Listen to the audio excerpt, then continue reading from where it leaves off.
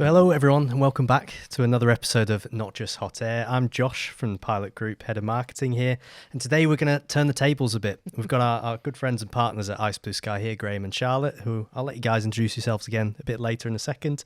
So after working with you guys for a little while now, so a bit over a year, we thought we'd get your opinion on what it's like to market in the energy industry, energy reduction, sustainability space. Now you've got a bit of learnings from it. So Charlotte, would you like to introduce yourself? Yes, it's very strange being on the other side of the table. He's loving this, isn't he? Because we've had him in the hot seat. I get to the grilling now. Yes, so I'm Charlotte. I'm the Chief Executive of Ice Blue Sky, B2B marketing agency. I've worked in the technology sector for a very long time, client side and agency side. So, I'm actually looking forward to the chat. Yeah, absolutely. I'm Graham. I'm one of the directors here at Ice Blue Sky. My title is Head of Business Creation. And so that's not only business creation for the clients that we serve, but also our business as well. And I tend to get involved in some of the big ideas, some of the big crazy ideas. And we've got a really good one. We've got a really good one for the Pilot Group later on. But we're not going to reveal all today. But that's a little bit of my role. Oh, and also as well, I seem to be doing the majority of the podcast interviews as well, which is quite good fun. So it's a new talent I've found. Sure. So we may as well just jump straight in with it then. So sounds good. What did you guys kind of see as the biggest challenge for us here at Pilot Group about kind of really targeting our ideal customer profile and kind of getting in front of mind space? I think the biggest challenge, and also probably one of the biggest surprises to us, was, and I don't suppose it should have been because we all know what we're like, was the slow reaction to the savings, because the savings are significant cost-wise and CO2-wise. And we didn't get as much conversion at the beginning as we thought we would, because we thought the numbers spoke for themselves. But I think there's two things at play there. I think there's a little bit of healthy British cynicism, so we changed tack very slightly, which worked very well. And I think obviously there was a little way to go in terms of raising not just awareness of the brand, but a trust in the brand in that regard. Yeah, you've just stolen my answer. Oh, sorry. No, it's fine. I'd say it's pretty fair. You do this a lot, yeah. No, I think I support what Charlotte said there. I think it is the almost too good to be true type scenario. Yeah. And unfortunately, in the renewables sector, there's been a lot of that's happened. So people might be a little bit numb to it as such. Well, there's greenwashing, I suppose, as well. Yeah, absolutely. I think also as well. I think one of the things of the journey that we've gone on, we've seen you go on, is finding your level. And we've been looking at the businesses that have been engaging with you and where you started that journey, and that separation between where you thought you were in relation to those types of accounts, and who are we actually seeing now paying interest in your service. Yeah, because and I think that's really exciting. We weren't sure at first whether it would be the larger companies that would respond or the smaller companies. Yeah. And so there was, as you know, a lot of testing, particularly in the digital space. And yeah, so it's been interesting. It's been really interesting to work on, because it's not been textbook, which I always think is more fun. It's that horrible space of when someone goes, what's the target audience? You go, well, there's loads of people. I know. Yeah, absolutely, yeah. Yeah, that's not a target audience. Like, you have to narrow it down in some kind of way. But after that testing, I think, we feel more assured, and we go, right, okay, now we know there is this big audience over here, and there's the mid audience and the smaller audience, and we now know what we can do with it. And you know what else I really liked about it is, we're just coming to the end of the first year now, and it was a true test of the ABM one-to-many, which I know a lot of people are cynical about. Maybe that's what we should call the podcast episode. But I think because one-to-many is often confused with lead generation or demand generation, for example. But we did start with a named list of companies, didn't we? So, so that is by definition, in a very loose sense, ABM, because you have a named list of companies, and we chose them for specific reasons. There were just a lot of them, because what became quickly apparent was we weren't sure how to segment them even further. So we just made a decision collectively to let the first phase do that, and then that's enabled us over the last year to hone that down into some very good segments. It's the classic test. Find out. Yeah, Absolutely. Let the data tell the story, as opposed to Exactly. us trying to come up with. We always think we know, but Yeah. you can't argue with data. can yeah, you? no, exactly. So once you kind of got under the hood of Pilot Group, this could be opening ourselves up to all sorts here. Guys. What kind of state of play did you find us in as a business in terms of marketing, where we're at, kind of in our direction? Well, I think you were in good shape. I think, you know, one of the things we always look at as an early measure of success is product market fit, because that as a baseline is a great indicator as to whether or not the marketing is going to work in the first place. So it is of the moment, you know, particularly at the time the gas prices were going up. You could offer a significant ability to mitigate that for some of these for all of these companies. So quite apart from the sustainability element, that was a very topical, strong fit for the market. So that was in good shape. I think we all know that you want to improve the website and really hone down some of the messaging there. So that meant that we then looked at, okay, let's create some landing pages as part of the campaign and just sort of build that value out there on the web. We can always cut that out if you don't want me to say that. I think the great thing is when we weren't short of ideas, so it's like it's actually prioritizing ideas as opposed to having to real scratch heads here going, how do we start? 100%. And so many case studies, which is every marketeer's dream. You know, there were lots of case studies, but you're right, it was harnessing, to use one of your phrase, harnessing the horses. Absolutely. I think for me, when we got under the hood, it was about mindset. I think just we obviously got to meet you first and with Lee as well. And you had as a team of people, you had a great mindset. You were already on the road of account-based marketing, ABM, which really, really helps. You saw the value in that. And I think that was sort of super important. And to understand your degree of, right, okay, this is how I see things. And we just supported that as well. But also as well, when we gave you the proposal and we said, right, we're going to do a series of podcasts. And sometimes that can go one of two ways. Sometimes people just run for the hills. Well, there was a lot of nervous laughter, wasn't there? Yeah, absolutely. But the quality of the output of your team and your staff, and how we did the initial onboarding and everything, everybody was there.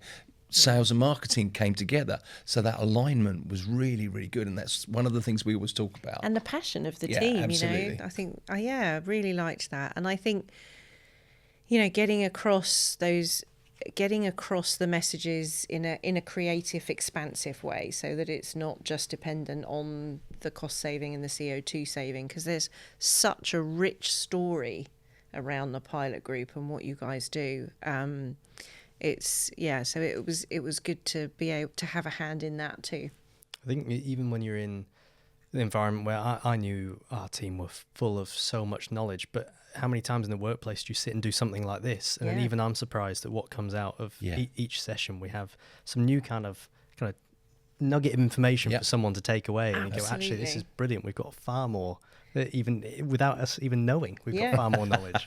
Well, we were talking to Phoebe after our last podcast, and she was saying her dad's an architect, and her dad was listening to one of the podcasts and talking about procedures and what architects go through. And I said, right, we're going to get him on. So watch out, everybody. There's always a connection, one step away. Absolutely, yeah, absolutely, exactly. So as a whole, this is kind of generalised. What about the industry kind of surprised you when coming into this? I know you've worked across many industries, but about this one in particular. It's so friendly. Like I've enjoyed that. I mean, one of the episodes we interviewed Phil from Music Magpie, and he was so engaging and passionate about his part to play, you know, and I think seeing all of that interest in sustainability, because cost savings are cost savings, and that's really important, and it's good that you have such a strong impact on both things. But I think it surprised me, you know, we're targeting manufacturing, logistics, you know, not industries that are known for being sustainably focused. I know they're all shifting in that direction, but seeing that passion for sustainability through the responses and through kind of the response to the marketing activity has been interesting for me.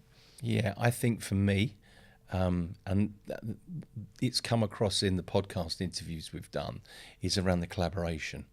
So you are a big part, obviously, and we're focusing on you, but your guests that have come on and some of the other initiatives and some of the other things that can be done working alongside what Pilot Group do. And you know what? No one's beaten each other up about it. Everybody wants it. It seems like, again, what you said about being friendly, collaborative.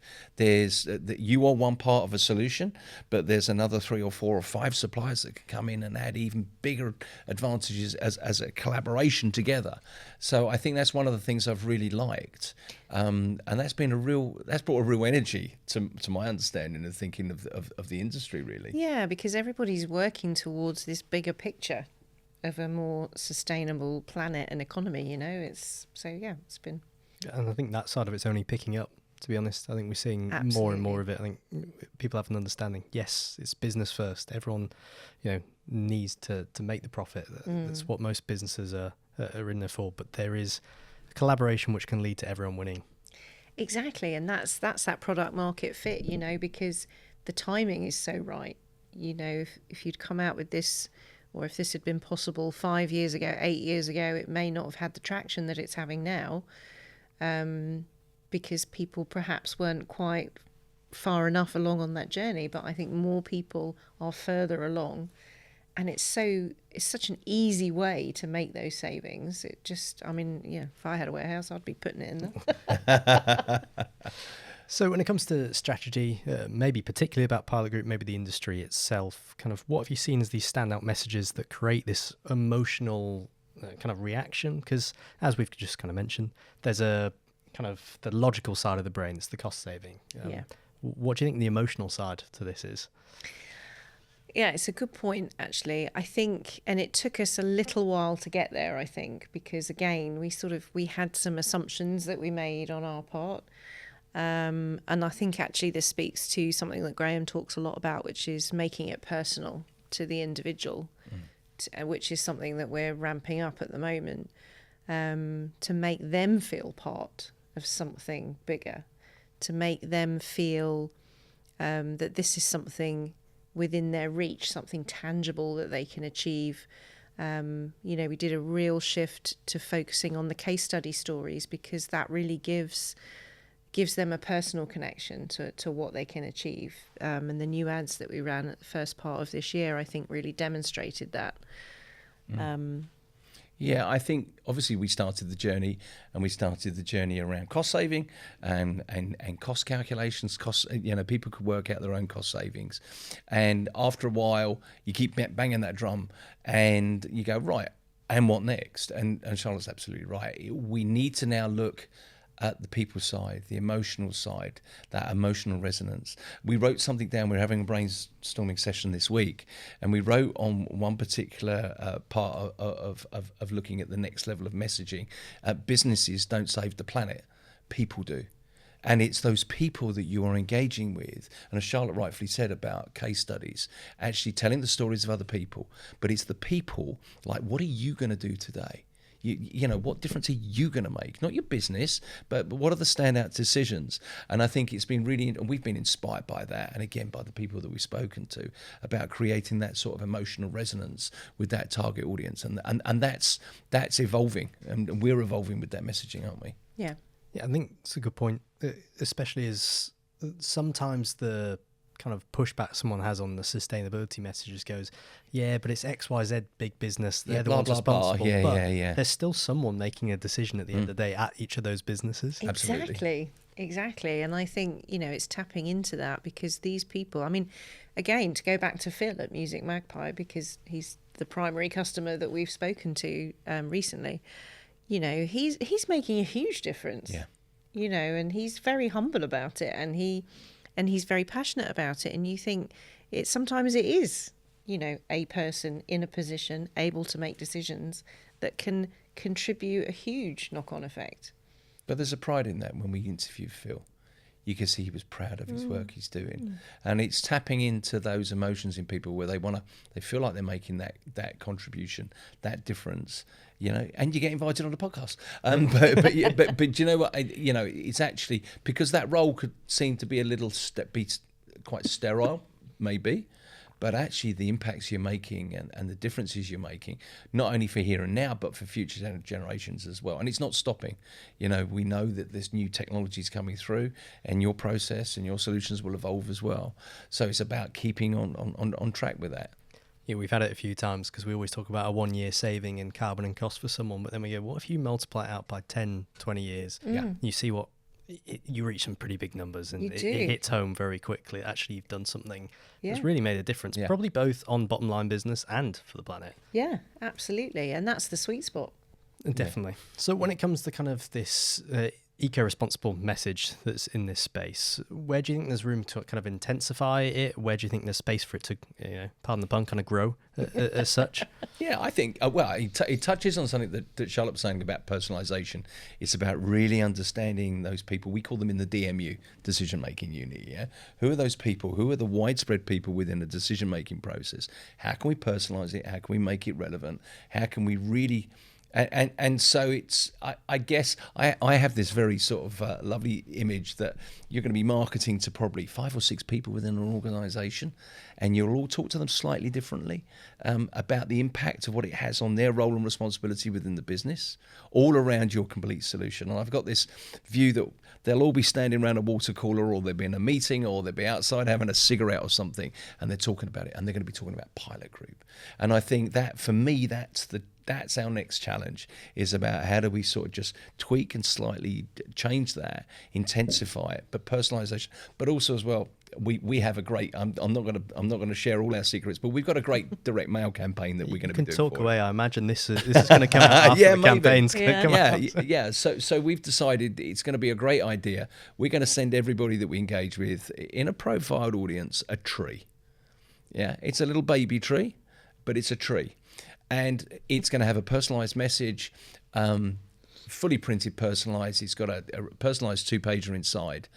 And we really feel that that's got an impact, because if someone gives you a tree, first and foremost is you've got to do something with it. You're not going to let this thing wither on your desk. And it's going to be a tree from the Pilot Group. But the real great message about it is, and I can't remember how many trees it was now. Was it 20? 20. 20 trees. 20 trees. So if you planted 20 trees and waited 20 years, it will only start absorbing the amount of carbon, CO2, that your EMS platform saves immediately within 1 year. And so for us, it's about getting that real contrast of messages, because everybody thinks, yeah, it's great, we'll plant a few trees, it's great, but actually the people making those decisions can do that and make big impacts today. And I think that's the real, for me, I said earlier today, not a big ideas guy, but for me, that's the real excitement, personalisation and doing something a bit different. Yeah, I think it's very much going to be practice what we preach. We'll probably revisit this once the whole campaign's gone. We can tell you whether it bombed or not. But I also think that's a great story, whether it does, this messaging, whether it resonates with people in the way that we hoped. Everything's sustainable packaging, everything's sustainable in what we want to put out there.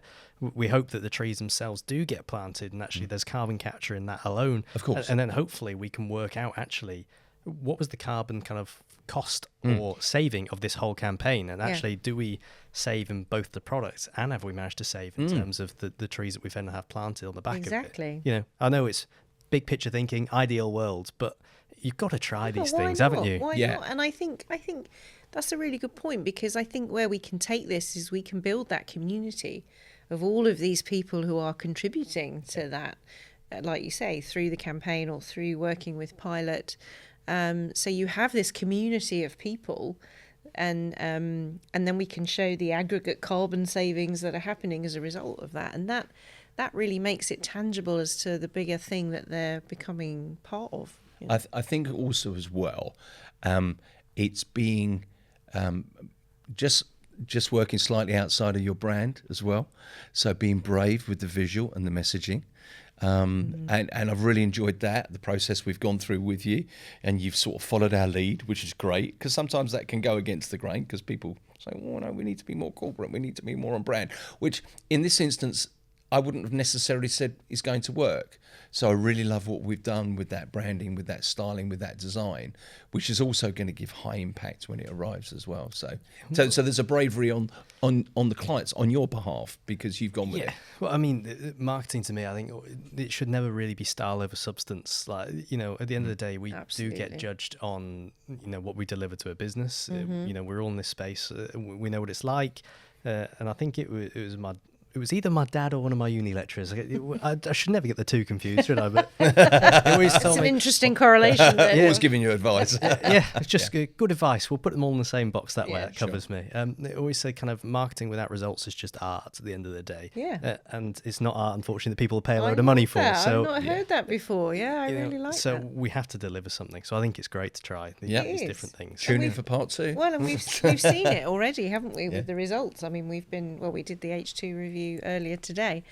And, you know, I think the pipeline contribution results speak for themselves.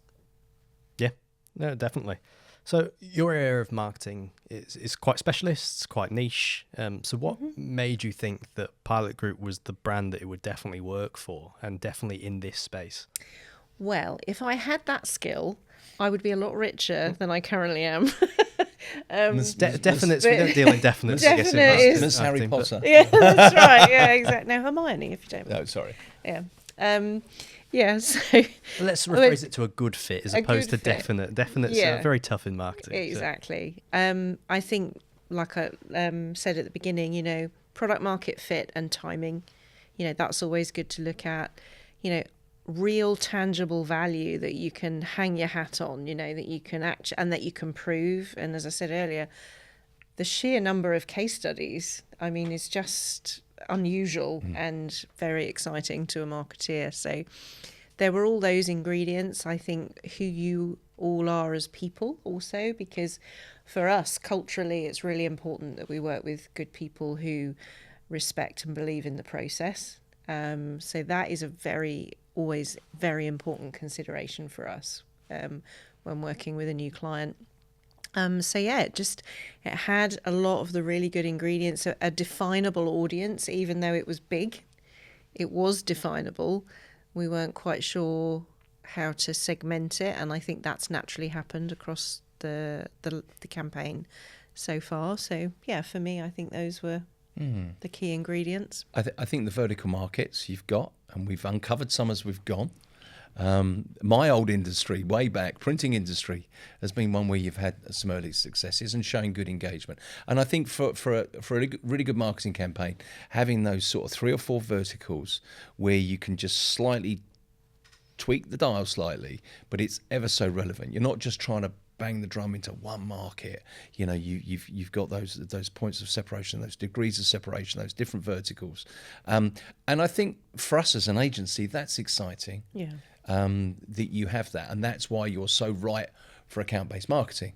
It allows us to do the analytics, the understanding, looking at those vertical markets. What's the nuances? What language do we need to talk in that vertical versus that vertical versus that vertical? And I think we hope that. We know that it crosses into the sales environment, because having that alignment with sales, for sales to see what's going on upstream in the marketing channel, to actually repeat and embellish those messages in a sales conversation is also important to us as well. So I think, you know, we've said it earlier about having that team together at the onboarding session. You know, we went away after that and we went, great, you know, everybody's seeing it from the same perspective. Yeah, I think the segmentation works quite well because we do have it abroad. Definitely. So I was going to say rinse and repeat, but that's a terrible kind of phrase for this. It's more from the green space, it's like probably harvest and sow the next seed kind of thing. Yeah, exactly.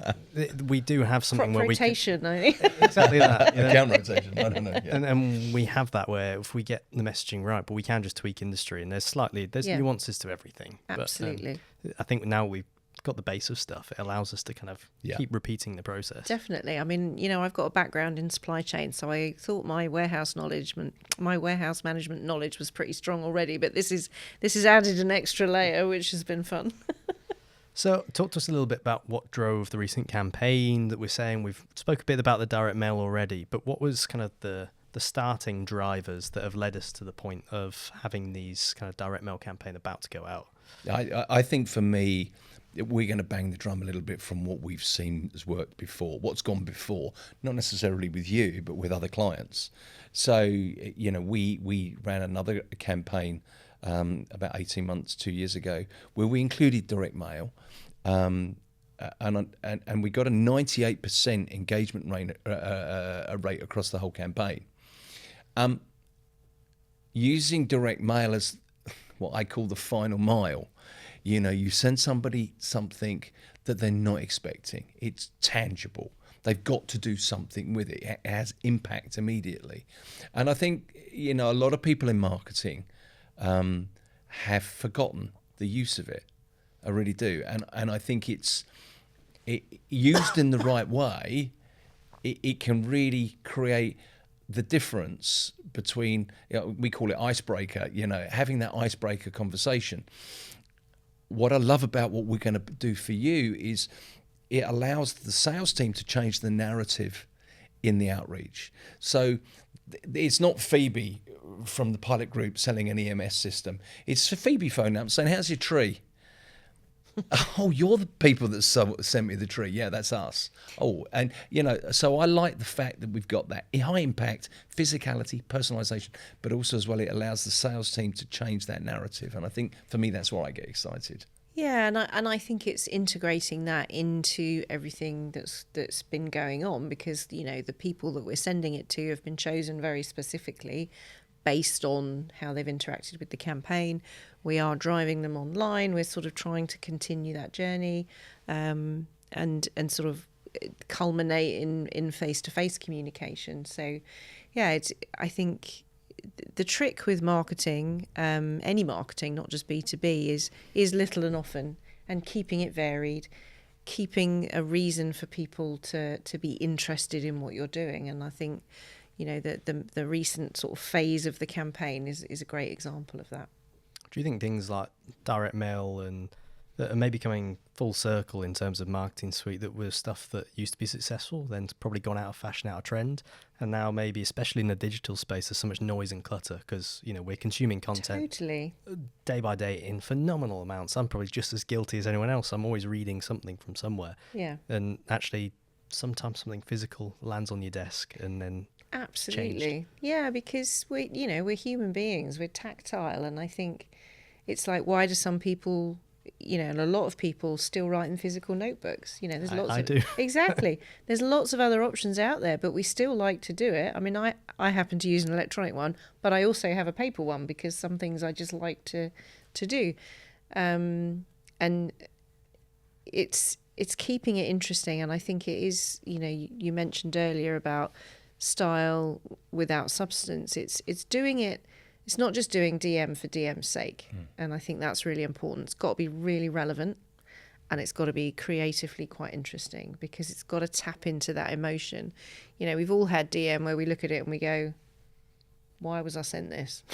We spoke about a few examples. We did, yes, naming You no get names. some interesting ones. Yeah. And I've also had some great ones delivered to me. Yeah. And I think some agencies do it fantastically. Some businesses have sent me some great stuff. And it really does make you go, do you know what, next time I need that software, that service, that product, I think I know where I'm going to Because call. it's a deeper connection than something like an email or a social ad.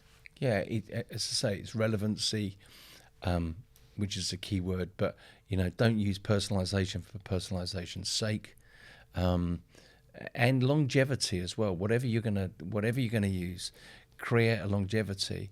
The campaign. Make it hard for them to throw it in the bin. Yeah, well, you're not. What are you going to do? I'm going to send you a tree. What are you going to do? Just let it wilt on the side? No, you're going to need to water it. There is a crazy consideration to say, do we do a follow up campaign? And I don't know. We get some little watering cans and we send the prospects watering can. Have you watered your tree? Sort of thing. And as Charlotte was saying earlier about creating that community, call to action. What we were saying about the human element, that emotional engagement, and I think they're all the things. When you combine all that together. You like to hope that there's some real strong success elements in that. But time will tell. So kind of one to finish on, I think, is a bit more of a broad question. What kind of excites you about this industry? So energy management or energy reduction and sustainability as a whole, what really kind of drives excitement on the day for you? Well, as I mentioned a few minutes ago, I do have a very strong background in supply chain. So I find the whole kind of all of that stuff really quite interesting anyway. But I think in terms of the energy management side, it's really helping them on their journey to net zero, which is obviously where we're all heading towards, and seeing how quickly it can make a difference to a company, and you were saying earlier today about, when you drive around industrial estates and you see a lot of, in the older ones, I'm not necessarily all the flash new ones that are going up, but the older ones, and really being able to help those companies do better in the sustainability race, I think that's what I find really exciting. And all the different applications of the different types of technology, it's fascinating listening to all of you. When you say, well, actually a little tweak on a sensor over here could save X amount, and a little tweak on something over there, or the being able to control it centrally and giving them a lot more. I'm a bit late to the game, but I recently got the app to control my central heating, and it's fantastic. And it's and it does the same thing, doesn't it? Just on quite a larger scale. So things like that I really like. Yeah, I think I just feel like we're part of the greater good of what the world needs to be doing. Yeah. I think that's what I like about it. I think what you're doing and the impact it's having, regardless of how successful this campaign or how we work with you, but I just feel really quite wholesome that I'm amongst all these great people who are creating so much change, but change not necessarily it's not being led, their why is not around commercial gain, their why is for the better of the planet. But they're not too, they're not greenwashing. It just feels wholesome. It's it just nice feels to feel right. part of it. Yeah, absolutely. A small part. Yeah. Yeah. Oh, I know exactly what you mean. Well, thanks, Charlotte. Thanks, Graham, for your insight. Thanks for being on the other side. You. Yes. Yeah, you were a great interviewer. Yes, thank you very much. Get me practicing. No, I hope that some of the nuggets at least can be taken away for maybe other B2B, other manufacturing, other businesses that they might find some insight in. Actually, these kind of tactics might work for them as well. 100%. Absolutely. Thanks, Josh. Really Well, enjoyed it. Josh. Thanks Thank everyone. you. Yeah, see you.